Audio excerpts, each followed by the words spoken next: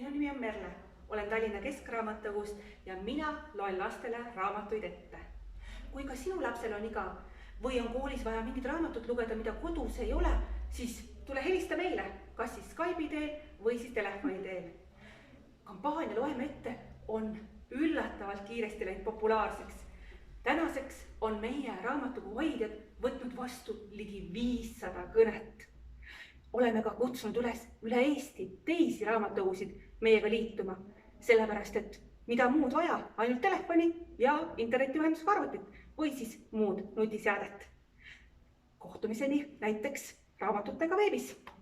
Lisaks tõttame appidele koolidele ja õpetajatele, pakkudes raamatukogu tunde. Selle asemel, et külastada raamatukogu füüsiliselt, saab meile külla tulla veebi teel. Näiteks tulla lahendama mõrvamüsteeriumit, õppida loomade kohta või hoopis kuulda uudiskirjanduse kohta.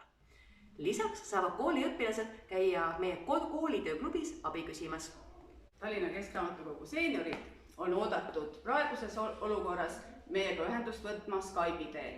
Oleme loonud Skype vestlusklubi, kus esmaspäevast reedeni kella 11-12 kohtume ühises klubis, arutame igapäevaelu teemadel, räägime loodusest, loomadest, aiandusest, kultuurist ja paljudest teie enda poolt välja pakutud teemadel.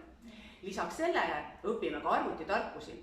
Seeniorid digitargaks koolitusprogramm on võimalus teil omandada oskusi iseseisvalt. Oleme selleks loonud õppematerjale ja loomulikult on teil võimalik võtta meiega ühendust ja küsida ja me õpetame teid siis kasutama nutiseadet kodust lahkumata.